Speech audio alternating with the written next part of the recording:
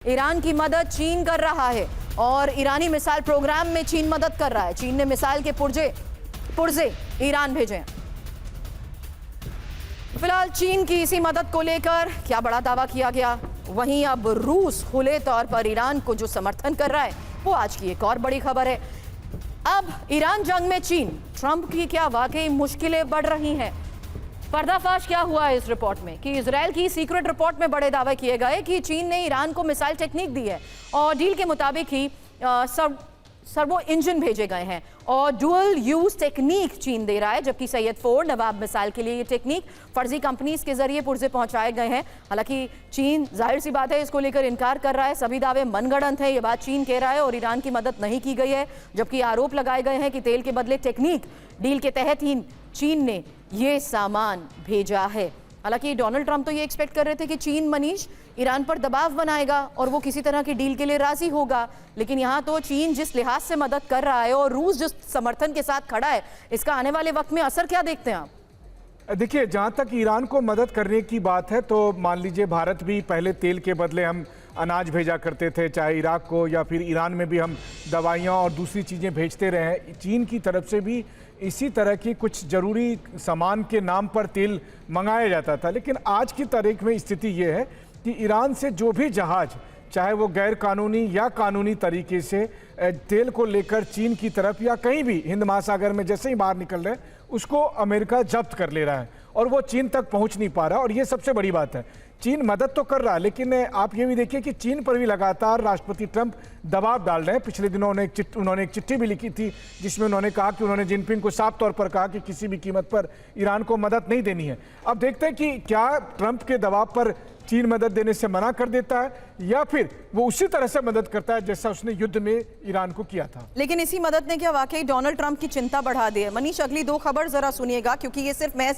Speculation नहीं है, ये वो इवैल्यूएशन है जहां बड़े दावे किए जा रहे हैं कि ईरान युद्ध को लेकर अमेरिका की खामियां उजागर हो चुकी है और अमेरिका की रक्षा रणनीति पर ही ये पर्दाफाश हुआ है। अमेरिकी डिफेंस सिस्टम में काफी खामियां हैं और हाइपरसोनिक मिसाइल रोकने में असमर्थ हैं। पेंटागन के वरिष्ठ अधिकारी ने सीनेट को यह जानकारी दी। अमेरिका को रूस चीन से बड़ा खतरा और अमेरिकी मीडिया के हवाले से ही ये एक और बड़ी खबर, जहां अमेरिका का ये रक्षा कवच क्यों हुआ ध्वस्त, ये एक बड़ा सवाल है।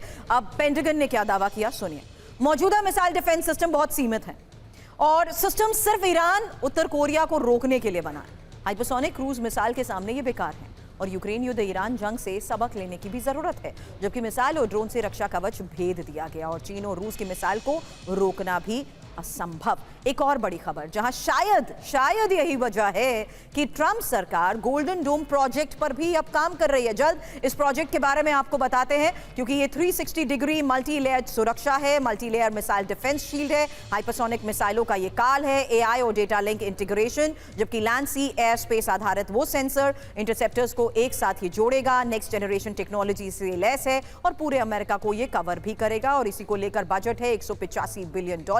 कब तक पूरा होगा ये प्रोजेक्ट? 2029 तक होगा। और यही मनीष सवाल ये कि इसी बढ़ते खतरे जिसको लेकर हमने बात की कि रूस और चीन का ही ये बढ़ता खतरा है कि अमेरिका को एक और तैयारी करने की जरूरत नहीं। देखिए, जहां तक गोल्डन डोम प्रोजेक्ट का सवाल है, एक तो पहली बात आप जानते ही हैं कि अमेरिका में मिलिट्री इंडस्ट्रियल कॉम्प्लेक्स कितना हद तक वहां की पॉलिसी पर प्रभावित करता है और ये उनके लिए एक बड़ा धंधा है, क्योंकि इसी बहाने अमेरिकी ट्रेजरी से पैसा जाएगा और जो गोल्डन डोम प्रोजेक्ट को लागू करेंगे वो सब हथियार की कंपनियां होगी। वहीं दूसरी तरफ अगर आप देखें तो अमेरिका को जो इस वक्त ज़रूरत है इस तरह के प्रोजेक्ट की, वो इसलिए नहीं कि ईरान के साथ जंग है, क्योंकि ईरान को अभी उतने लंबी दूरी के मिसाइल बनाने में समय लगेगा, लेकिन रूस के साथ मान लीजिए आने वाले समय में लड़ाई हो जाए, या नॉर्थ कोरिया है, नॉर्थ कोरिया के मिसाइल अमेरिका तक पहुंच सकते हैं, या भविष्य में चीन के मिसाइल अमेरिका तक पहुंच सकते हैं। जिस तरीके से अमेरिका अपने दोस्तों को खोता जा रहा है और दुश्मनों की संख्या बढ़ती जा रही है, वैसे समय में इस बात की आशंका है कि आने वाले कई सालों में शायद अमेरिका में भी मिसाइल गिरेंगे। लेकिन अमेरिका की हालिया जो स्थिति है उसी को लेकर तो कई रिपोर्ट्स, मनीष, ये कोई एक रिपोर्ट नहीं है, कई ऐसी रिपोर्ट्स हैं जो दावा कर चुकी हैं कि अमेरिका की इतनी क्षमता नहीं है कि वो युद्ध में लंबा टिक सके। देखिए, लंबे समय तक युद्ध को खींचना किसी भी देश के बस की बात नहीं है। फिर तो अमेरिका के साथ तो स्थिति यह है कि वो एक डेमोक्रेटिक सेटअप है, तो उसे अपने लोगों को, अपनी संस्थाओं को भी ये जवाब देना है कि युद्ध क्यों लंबा खींचे। लेकिन आप ये भी देखिए कि इराक हो, अफगानिस्तान हो, वियतनाम हो, हर जगह युद्ध 20-20 साल तक चले थे, तो 20 साल तक तो अमेरिका जंग लड़ता आया है। ये भी एक ऐतिहासिक रिकॉर्ड है। लेकिन एक और बड़ी खबर है और ये अमेरिकी विदेश मंत्री मार्को रूबियो का वो बयान है जहां स्ट्रेट ऑफ हार्मूज को नहीं खोलेंगे और ईरान के प्रस्ताव को भी खारिज किया। वहीं स्ट्रेट ऑफ हार्मूज बंद होने से ईरान में आर्थिक संकट।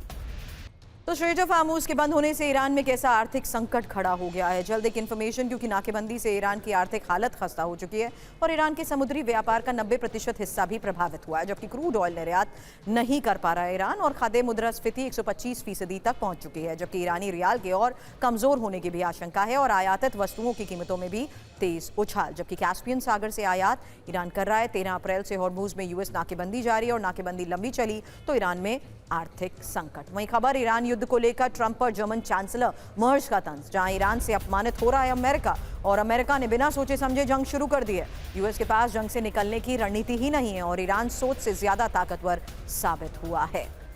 तो ईरान युद्ध में फंसे डोनाल्ड ट्रंप, जर्मनी का यूएस पर तंज। सुनिए, जहां फेडरिक मर्ज ने कहा कि युद्ध के लिए अमेरिका की ठोस रणनीति नहीं थी, ईरान युद्ध से बाहर निकलने का प्लान नहीं बनाया और अमेरिका को बार बार शर्मिंदा कर रहा है ईरान, जबकि ट्रंप के लिए संघर्ष को खत्म करना मुश्किल हो गया है। ईरान उम्मीद से ज्यादा ताकतवर निकला है और तंज की वजह भी सुन लीजिए, क्योंकि ईरान युद्ध पर नेटो और यूएस के बीच टकराव बढ़ चुका है और युद्ध में ट्रंप का कोई भी लक्ष्य अब तक पूरा नहीं हुआ है। बातचीत की टेबल पर भी ईरान भारी पड़ता नजर आ रहा है। लेकिन यही बयान, मनीष, क्या डोनाल्ड ट्रंप की नाराजगी की एक और वजह हो सकता है?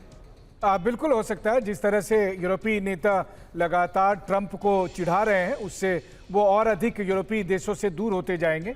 लेकिन आप इसको इस रूप में भी देखिए कि पहले विश्व युद्ध और दूसरे विश्व युद्ध में जर्मनी की बुरी तरह हार हुई थी और काफ़ी अपमानित होना पड़ा था और उसमें अमेरिका एक बड़ा रीज़न था। तो आज मौका मिला है जर्मन चांसलर को ये बात कहने के लिए कि देखो आज तुम अपमानित हो रहे हो, कैसा महसूस हो रहा है। मुझे लगता है कि चांसलर मर्ज को लगता होगा कि उनके पूर्वजों की आत्मा को शांति मिल रही होगी ये देखकर।